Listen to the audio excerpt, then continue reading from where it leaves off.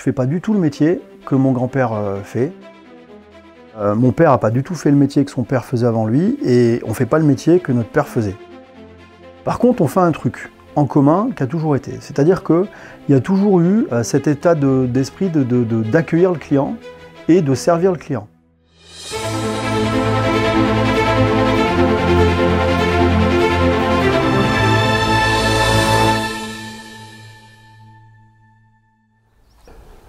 On a voulu rassembler les deux bâtiments. On avait la maison familiale qui était ici et qui était accolée à l'entrepôt. La maison familiale est devenue un lieu de réception. L'entrepôt est devenu le showroom et évidemment l'entrepôt. Et on a simplement, par l'extension du magasin, fait office de trait d'union entre la maison, ce qui était la maison familiale, le lieu de réception, et l'entrepôt. On est dans l'accueil, qui à la fois il fait office à la fois d'accueil et de boutique. Donc là, à l'entrée, on trouve tout ce qui est produits régionaux, petits produits d'épicerie fine. On essaye de mettre en avant un petit peu les producteurs locaux, notamment les escargots d'Issingeau. Évidemment, tous les produits qui sont fabriqués sur Saint-Bonnet, dont le foie gras de chez Régis et Jacques Marcon, la terrine au cèpe, le velouté aux champignons. Et puis évidemment, une partie pour avoir des bouteilles au frais pour les gens qui veulent boire l'apéro tout de suite et qui voudraient une bouteille fraîche. Donc là, on se retrouve avec le quai de réception et d'expédition de la marchandise. Voilà, donc il faut savoir qu'on a deux personnes chez nous qui gèrent l'ensemble des commandes.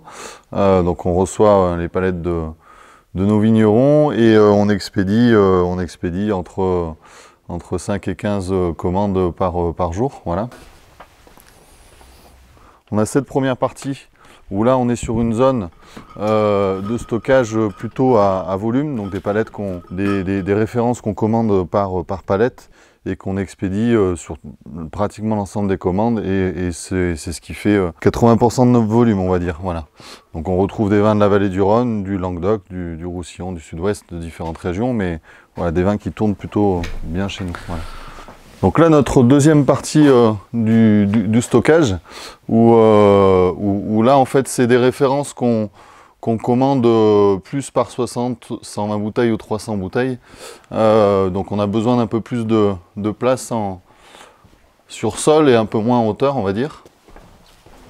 On ne fait pas de la garde, mais c'est des vins qui ont une rotation un peu plus lente. C'est-à-dire que plutôt que d'aller acheter je sais pas moi, une palette tous les 15 jours ou 120 bouteilles tous les 15 jours à un producteur, on va rentrer 3-4 palettes qu'on va garder pendant 6 mois. Donc on a cassé le problème du flux tendu. Quand vous avez des gros volumes qui tournent très vite, ça pose pas de souci, ça c'est ce qui se passe là-haut à l'étage. Mais là où ça devient compliqué, c'est quand vous avez des rotations qui sont un petit peu plus lentes et vous devez quand même avoir le stock à disposition de vos clients. Donc si vous avez peu de références de ces stocks-là, le jour où vous avez une commande plus importante que d'habitude, vous êtes en rupture de stock. Donc nous, pour pallier à ça, il n'y avait pas 36 façons, c'était de stocker et de plus être en flux tendu, d'être en flux détendu. L'avantage, il est d'abord pour nos clients, c'est-à-dire que la rupture de stock, aujourd'hui, elle est très limitée. Et le deuxième avantage, il est pour le producteur, c'est-à-dire que sur des cuvées qui ne sont pas énormes en volume, on va pouvoir prendre le volume qu'on a besoin pour l'année et pour un millésime. Donc il n'est pas rare chez ces vignerons-là avec qui on travaille de leur dire voilà, on va te faire 4 palettes sur cette cuvée-là, on rentre tout d'un coup en début d'année. Voilà. Et nous, ça nous permet d'avoir 100% du stock disponible de ce millésime pour nos clients en stock à Saint-Bonnet. Donc évidemment, sur le site internet, c'est hyper pratique parce qu'il n'y a plus de problème de stock. Et puis le client restaurateur, on est capable de lui dire il reste tant de bouteilles sur le marché de ce millésime. Donc c'est un confort de travail qui est très important. C'est un gros effort, on a mis 70 ans à y arriver à stocker de cette façon-là. Non, avant les travaux, on avait la boutique qui était rattachée au dépôt, mais toute cette partie-là n'existait pas. Donc là, c'est vraiment l'extension qui a été apportée ici. Et la partie dépôt n'était pas ouverte comme ça. Alors, on a voulu vraiment l'ouvrir sur le dépôt.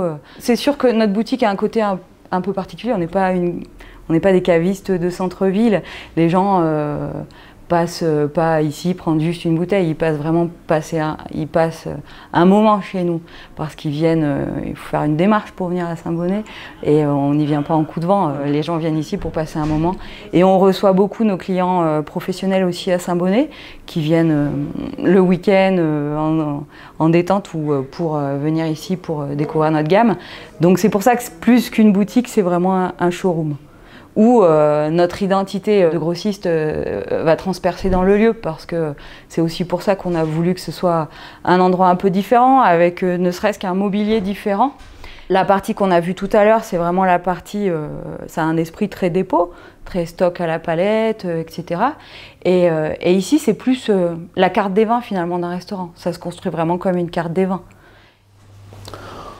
Alors, les critères, ils sont pas complètement définis. C'est-à-dire que c'est à la fois au gré des rencontres et des opportunités, mais bien souvent, c'est simplement des rencontres où on nous propose de goûter des choses et on trouve l'échange intéressant, l'échange opportun, et on se dit que ça peut être quelque chose de cohérent dans notre gamme. C'est à la fois très précis en termes de critères de qualité, et en même temps on se laisse une grande liberté sur le choix. Il n'y a pas de choses définies à l'avance plus que ça, quoi. Voilà.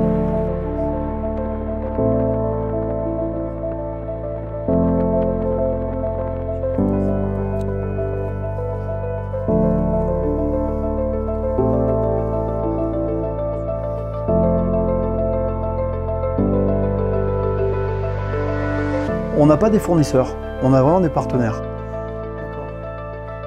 Ce qui nous intéresse, c'est pas de trouver des références, c'est de trouver des gens avec qui on va pouvoir bâtir des partenariats. Ça va pas changer. C'est de cette façon-là qu'on pense pouvoir faire du bon travail. Qu'on essaye de faire, pas forcément d'être à contre-courant, mais d'être un peu à contresens. C'est-à-dire de dire, voilà, on nous dit qu'il faut aller à droite, peut-être qu'à gauche on y va aussi bien.